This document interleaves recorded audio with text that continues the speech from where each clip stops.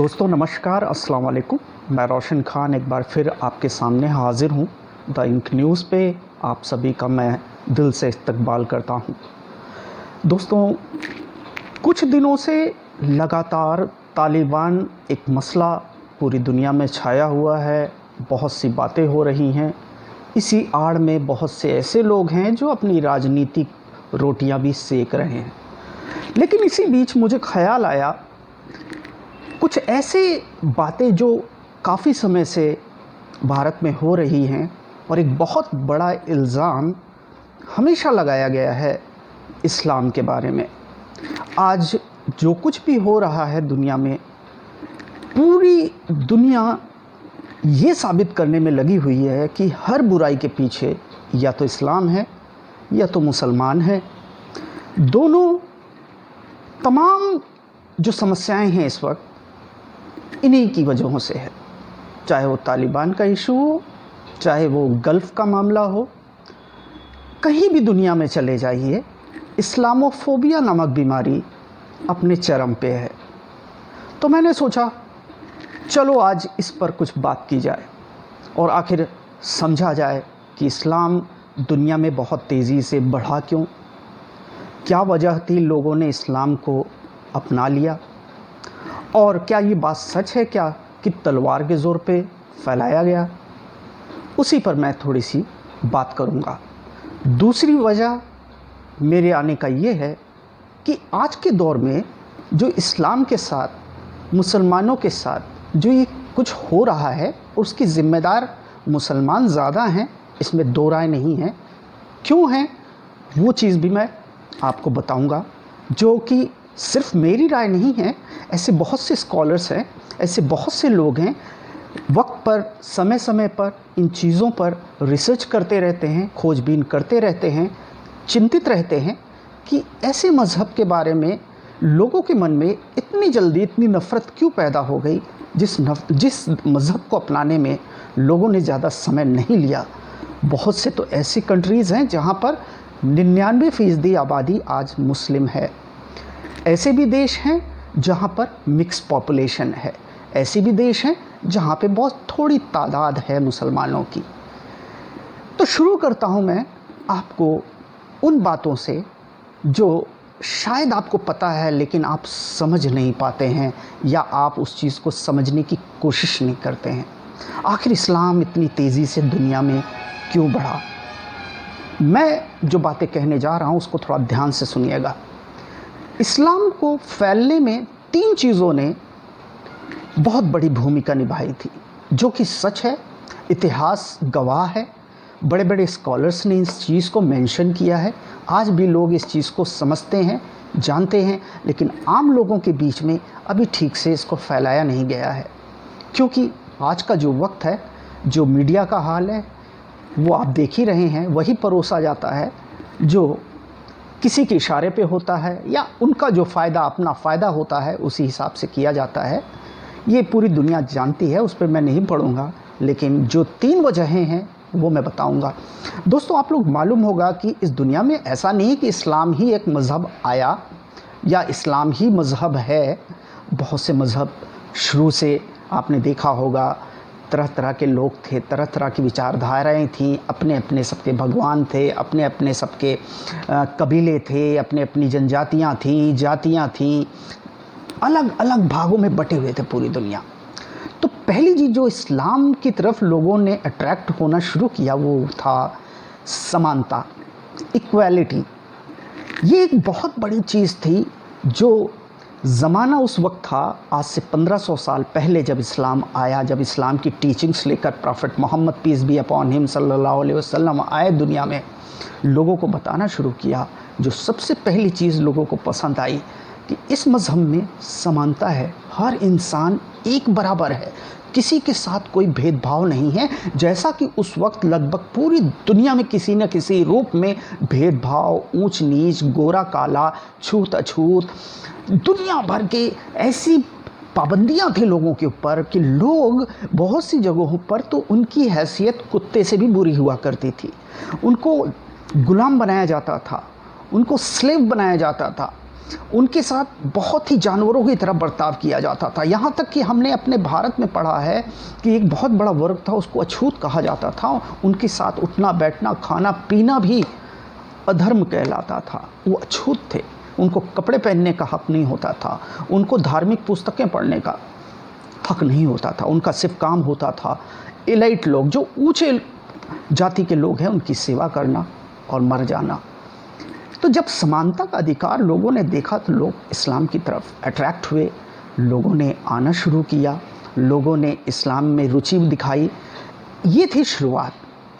दूसरी चीज़ जो सबसे बहुत ज़्यादा अहमियत रखती है वो थी आपसी भाईचारा, ब्रदरहुड, या एक दूसरे के लिए जीने की सीख देता हुआ इस्लाम सामने आया। इससे पहले सारे मज़हब थे, सब कुछ था, लेकिन उनमें इत्तेफाक नहीं था, बटे हुए थे लोग, एक दूसरे की मदद नहीं करते थे, किसी को किसी से कोई मतलब नहीं होता था, सब अपने लिए लगे हुए थे, अपने फ़ायदे के लिए लगे हुए थे, जो कि आज के ज़माने में फिर से एक बार हो रहा है। लेकिन इस्लाम ने उसकी जो ड्यूटीज़ थी, जो उसके फंडामेंटल राइट्स थे, उसमें एक था कि हर मुसलमान साल में अपनी पूरी कमाई का कुछ परसेंट निकालेगा और उन गरीबों मोहताजों की मदद करेगा। और खैरात, ज़कात, ये सब चीज़ें एक ऐसा सिस्टम था जो लोगों को पहली बार देखने को मिला और उनको लगा, अरे वाह, ये होता है मज़हब। पहला समानता, दूसरा एक दूसरे की मदद करना, जिसे हम भाईचारा कहते हैं, ब्रदरहुड कहते हैं। कोई बीमार हो गया, जैसा कि आप जानते हैं इस्लाम में ये हमको बताया जाता है, किसी बीमार को देखने जाना बहुत बड़ा सवाब है, उसकी तीमारदारी करना, उसका मिजाज पूछना, उसके घर जाना और कुछ कमियां हैं तो उसकी मदद करना, अगर गरीब बच्चों की शादियां करानी है तो कैसे करनी, ये सारी चीज़ें इस्लाम में समाहित हैं।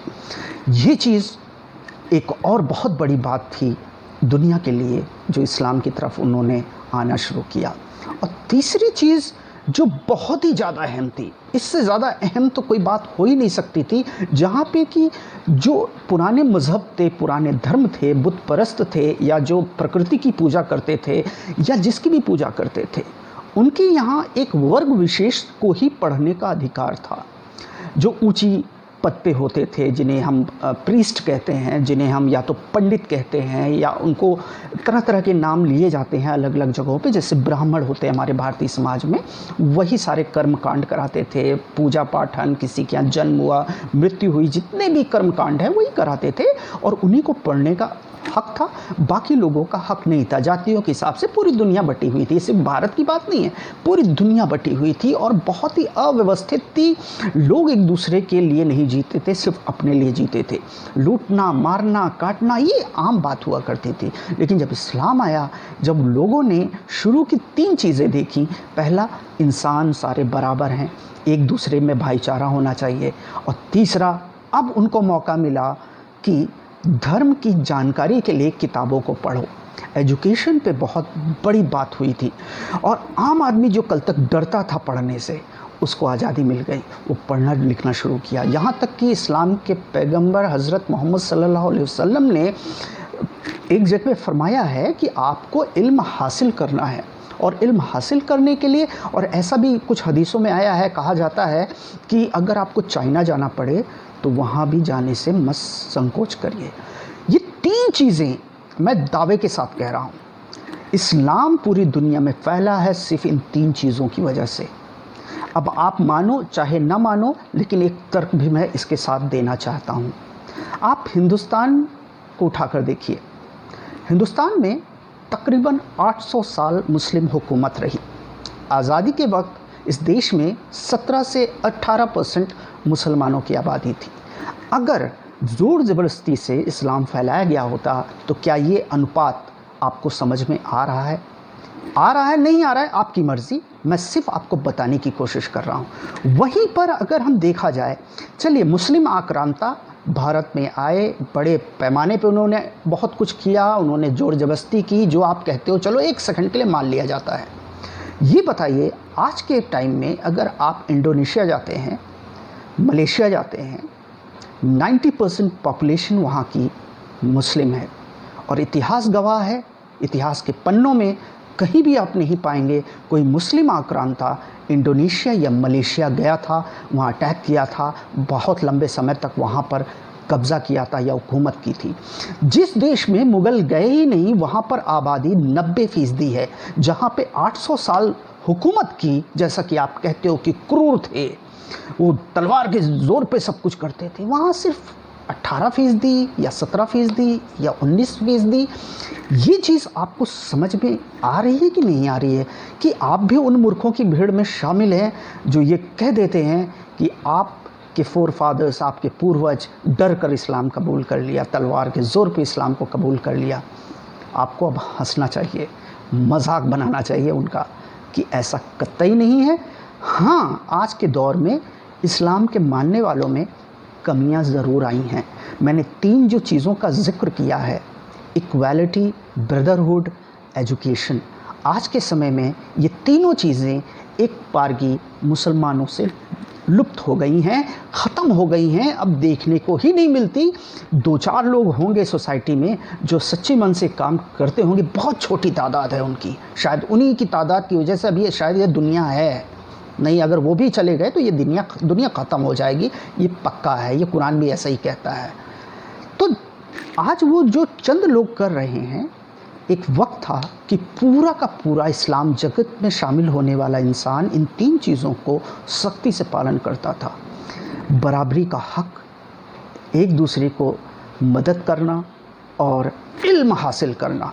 क्योंकि जो पुराने मज़हब थे उनमें देखा गया कि जिन लोगों के पास इल्म होता था वो चाहते ही नहीं थे कि दूसरों तक इल्म पहुँचे, क्योंकि उसमें बहुत सी ऐसी चीज़ें होती थी जो आम इंसान जान जाएगा तो इन पढ़े लिखे लोगों को कोई नहीं पूछेगा, उनकी इज्जत बंद हो जाएगी, उनकी रोटी रोज़ी बंद हो जाएगी, उनकी दुकानें बंद हो जाएंगी। जो धर्म प्रतिष्ठान बना कर बड़े बड़े सेठ बन जाते थे वो बंद हो जाएगा।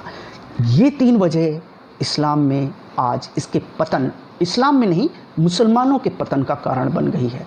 क्योंकि इस्लाम हमेशा रहेगा।